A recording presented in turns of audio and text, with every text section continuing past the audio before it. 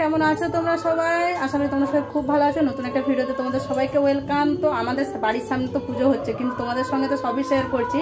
কিন্তু প্যান্ডেল আর কিভাবে সন্ধ্যেবেলাটা মানে কেমন লাগছে, কিভাবে সব ডেকোরেশন করেছে, তো চলো তোমাদেরকে ওটাই আমি ঘুরে ঘুরে দেখাবো আমাদের প্যান্ডেলটা। তুই কি যাবি প্যান্ডেলের দিকে? চল। তো আমি আর আমার ননদ মিলে তোমাদেরকে দেখো, আমাদের বাড়ি থেকে দেখা যাচ্ছে কি সুন্দর লাগছে। শুধু সামনে আমাদের তিরপলটা দেওয়া আছে, কারণ দুর্গাপূজায় বৃষ্টি হবে মানে আগের দিকটা পুরো কাদা হয়ে যাবে, তার জন্য তিরপলটা দেওয়া আছে। তো চলো তোমাদেরকে পুরো আমি প্যান্ডেলটা ঘুরে দেখাবো, আমাদের এখানকার ঠাকুর দেখাবো তোমাদেরকে। তো চলো দেখাই। আগে দে বেড়া কভারটা লাগিয়ে দেই দাঁড়া। হ্যাঁ,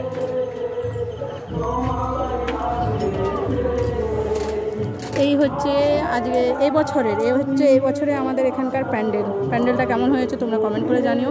ভালোই লাগছে, সিম্পলের উপরে ভালো লাগছে, খারাপ না। চলায় দেখো আমাদের বাড়ির সামনে পুরো রাস্তাটা লাইট দিয়ে টাঙিয়ে দিয়েছে। কেমন লাগছে বলো? খুবই সুন্দর লাগছে। দেখো দুপাশারই লাইট দিয়ে টাঙিয়ে দিয়েছে। আর এই হচ্ছে মন্দিরের ভেতরে যাওয়ার রাস্তা। চল ভেতরে যাবো, চল আয়।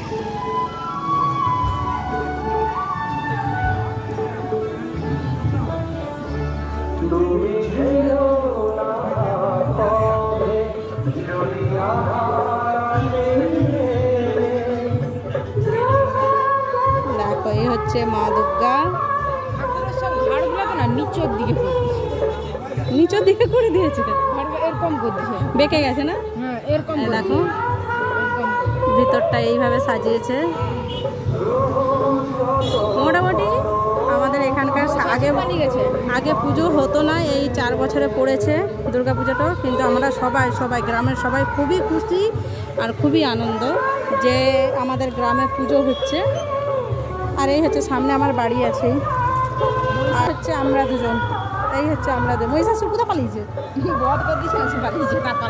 না না একসঙ্গে দুর্গার সঙ্গে যাবে, একসঙ্গে এবার দুর্গা একলা খাবে, মহিষাসুরও খাবে।